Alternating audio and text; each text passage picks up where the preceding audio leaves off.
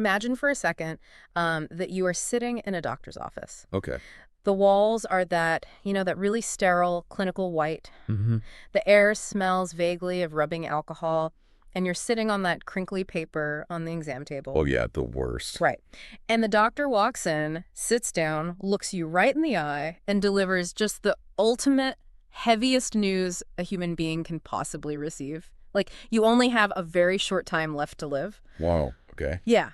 In that exact staggering moment where your entire reality just completely shifts, are you thinking about that coworker who subtly took credit for your presentation last month?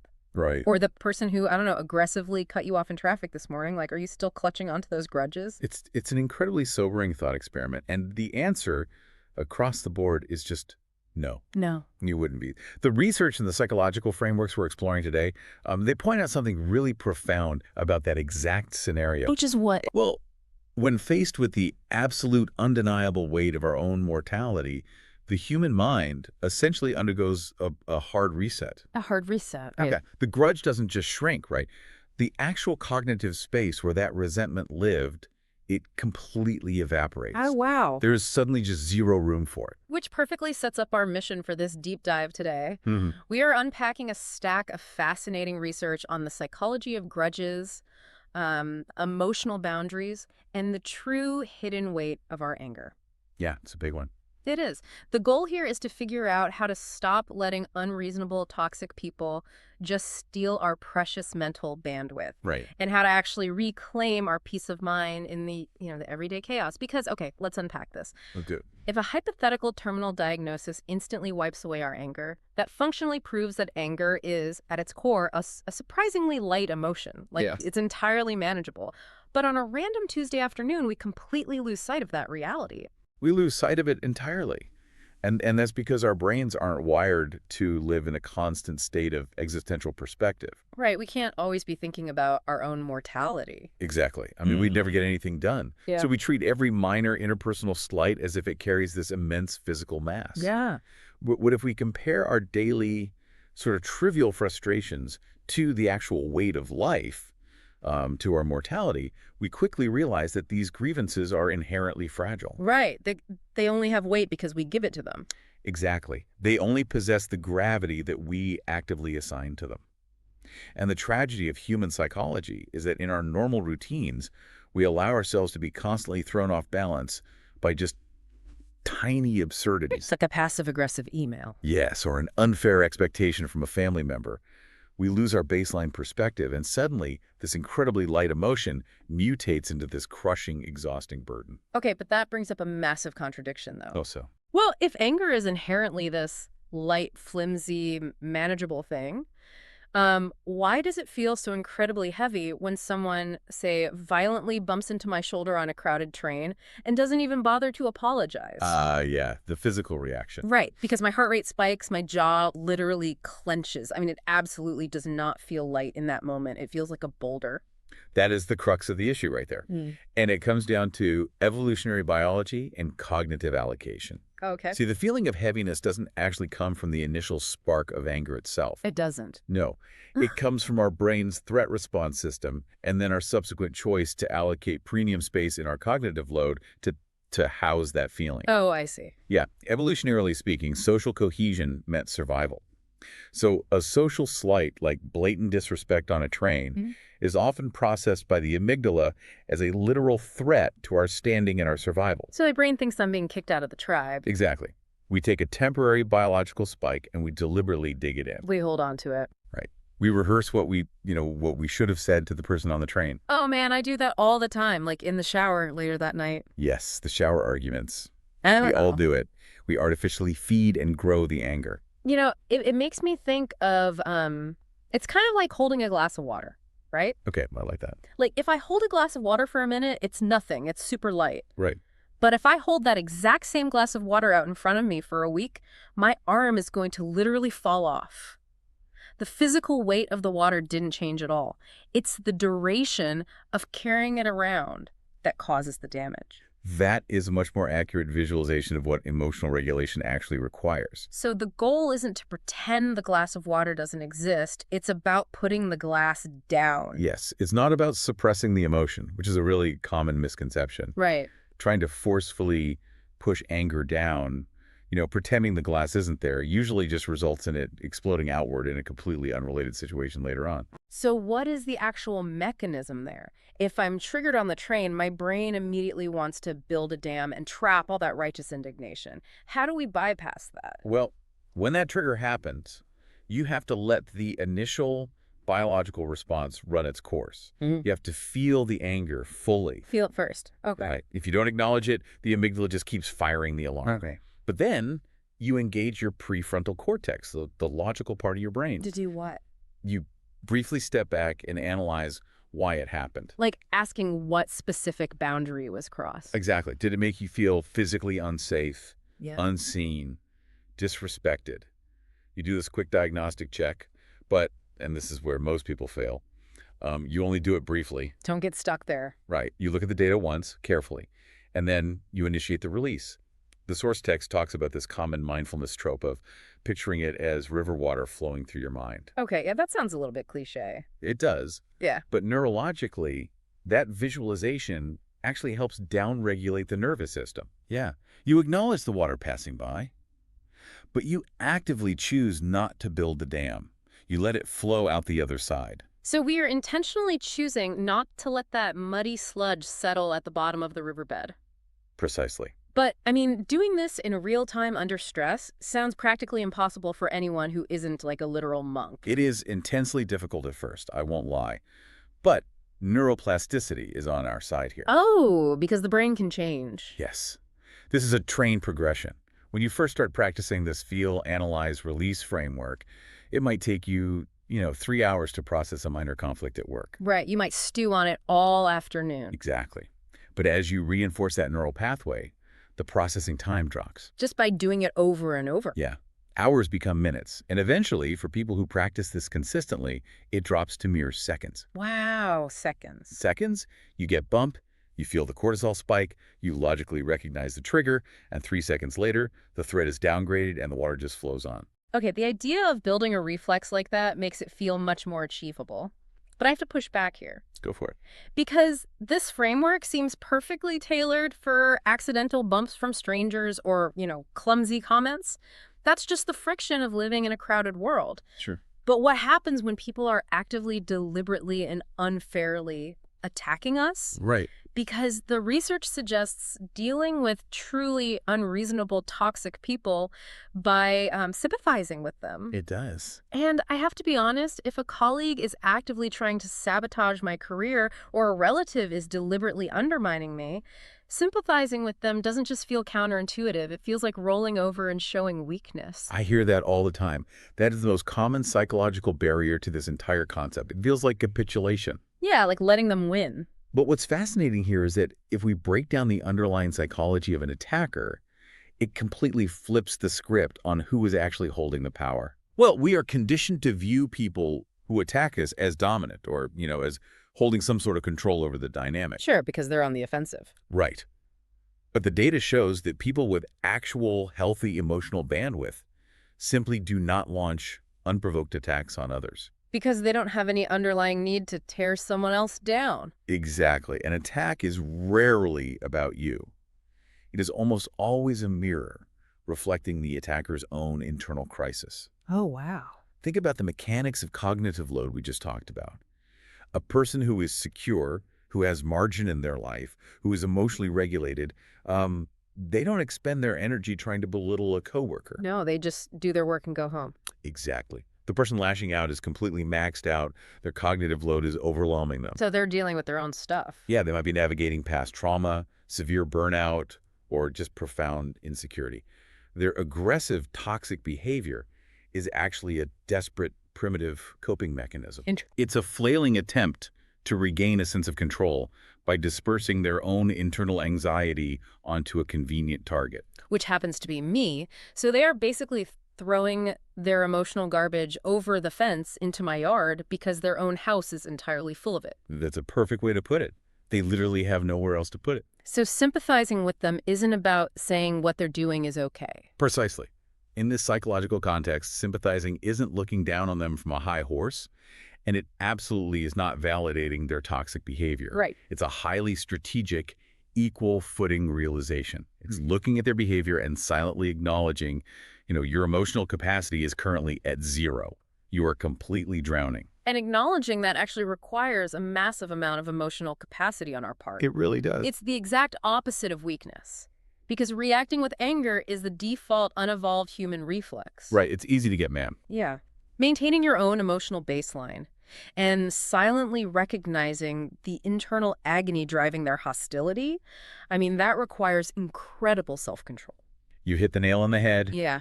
You don't have to say anything out loud to them. You don't become their friend. You just shift your internal framing. Okay. When you see their deliberate attack as a symptom of their severe limitations rather than, an accurate verdict on your own worth, the instinct to fight back with anger naturally dissolves. Because you realize it's not about you. Exactly. You don't fight a drowning person. You just make sure they don't pull you under with them.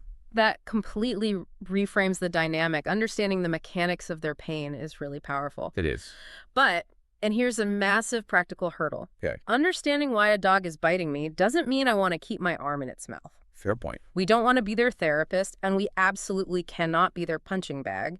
So how do we actually protect ourselves when we can't physically escape the situation? Like, if this attacker is my direct supervisor or my mother-in-law, I can't just move to another continent to get away from them. That is the reality for most people. Physical boundaries are often impossible. And this is where the research offers a highly practical, psychological defensive strategy for those exact scenarios. Okay, here's where it gets really interesting, because the technique outlined in the research is something I'm calling the mental snap. Yes, the mental snap. The core idea is that you are under absolutely no obligation to invite these people into your inner emotional world. None at all. You can interact with them purely on a superficial level, doing exactly what is required for your job description or your baseline family obligation, while internally visualizing a hard switch turning off or a physical cord snapping into. It's a deliberate, conscious severing of the emotional circuit. Right. You remain physically present and professionally or socially compliant, but you are emotionally unhooked from the interaction. It's exactly like putting a spam caller on mute. Oh, I like that.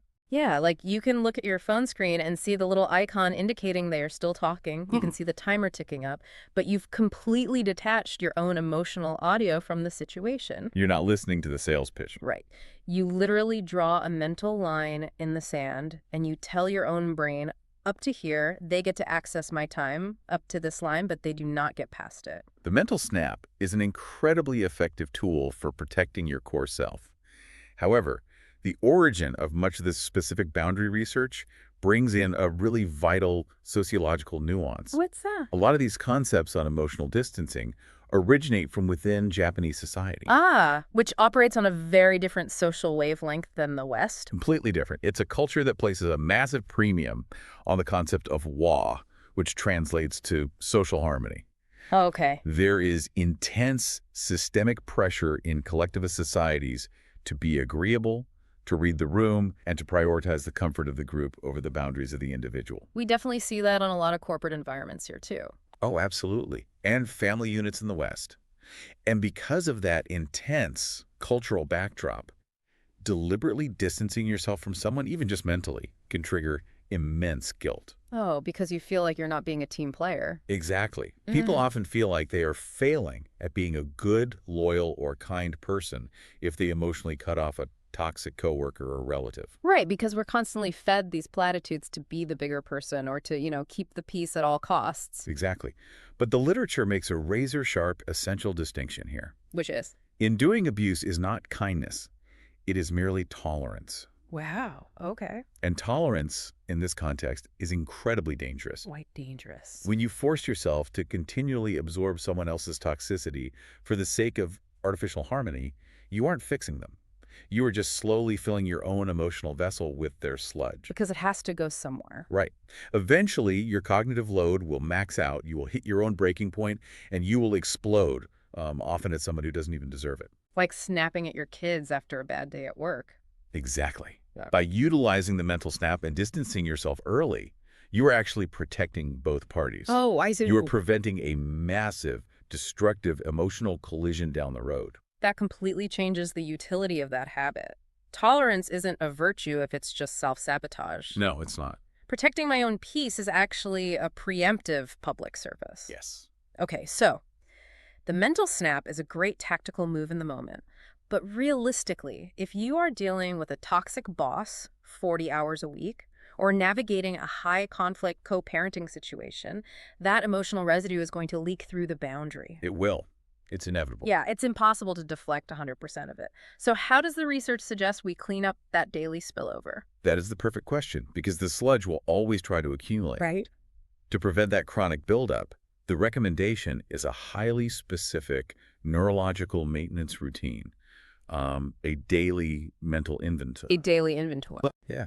The framework suggests taking just a few minutes every single day when your environment is completely quiet. So like right before bed. For most, yeah, it's right before sleep or first thing in the morning. And during this window, you actively and intentionally review the day's frustrations. It's like doing a sweep of the emotional hard drive to clear the RAM. That is exactly what it is neurologically. But the key is that you don't just think about these frustrations vaguely. What do you mean? The data strongly emphasizes giving them form. Form. Like writing them down. Yes, you write them down in a physical notebook, or you actually speak them aloud to an empty room. You actually say them out loud. You do. You say, "My boss dismissed my idea in the marketing meeting today, and it made me feel completely undervalued and furious." But wait, why does the format matter so much? Like, why can't I just think it in my head? Because of a psychological mechanism called effect labeling. Effect labeling. Right. When you simply stew on an emotion, it stays trapped in the amygdala, the brain's emotional and fear center.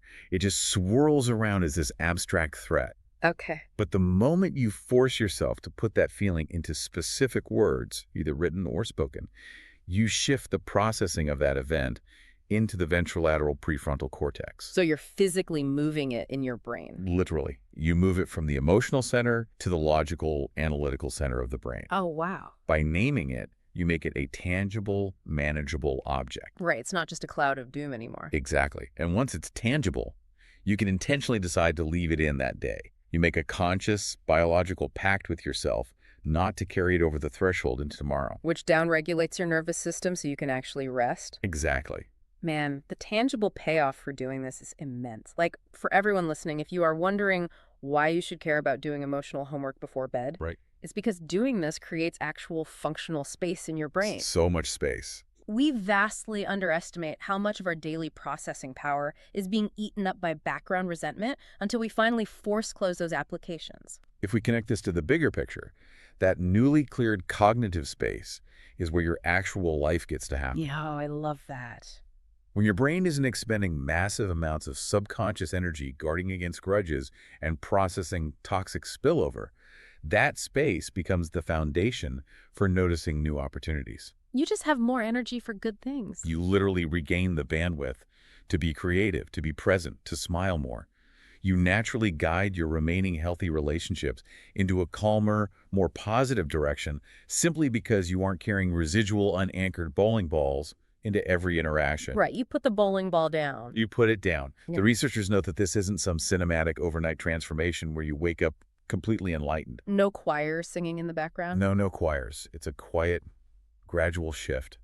You'll just be walking into work or sitting at the dinner table one day and realize that life has simply become frictionless. Frictionless. The heavy resistance is just gone. So what does this all mean when we pull the lens back? Yeah. When we connect the dots from that sterile doctor's office all the way to clearing our mental RAM before bed? What's the takeaway? It means our energy is simply too precious and our timeline is too undeniably short to waste on people and situations that do not deserve our bandwidth. Absolutely. Anger is fundamentally lighter than we think. The people constantly attacking us are usually just drowning in the reality of their own empty emotional capacity. And most importantly, we hold the absolute structural power to mentally mute them, to snap the cord, and to wipe our own hard drives clean every single night. Like, we are the architects of our own mental real estate. We absolutely are. And as we wrap up this deep dive into the architecture of our emotions, there is a final, highly provocative concept I want to leave everyone with. Okay, let's hear it. It's an extension of the psychological principles we've discussed today. Throughout this entire conversation, we focused almost exclusively on using these frameworks. The cognitive sympathy, the emotional boundaries, the mental snap. Right. We've used them to distance ourselves from difficult other people. The toxic boss, the rude stranger on the train. Yeah, external threats. But this raises an immensely important question. What's that? What if the person we need to apply this exact framework to the most isn't an external threat at all? Wait, where are you going with this? What if the person you are harboring the most potent, heavy anger toward is an older, past version of yourself? Oh. Every single one of us has moments from our history that make us wince. Oh, for sure. Colossal mistakes we made, times we were undeniably the toxic or unreasonable one in a relationship. Yeah, that's tough to look at. Times we lashed out and Peng's damage because our own emotional capacity was completely maxed out. We carry these unanchored bowling balls of self-directed grudges for decades. We really do. So the ultimate question is, can we apply this same profound, equal footing sympathy to our own past selves? Wow. Can we look back at the version of us from 5 or 10 years ago and analytically acknowledge, your capacity was at zero back then. Yeah. You were terrified, you were hurting, and you did the absolute best you could with the broken tools you had at the time. That is wow. Can we finally apply the mental snap to our own regret, cut the cord on that self-directed anger, and let it flow down the river? Oh, wow.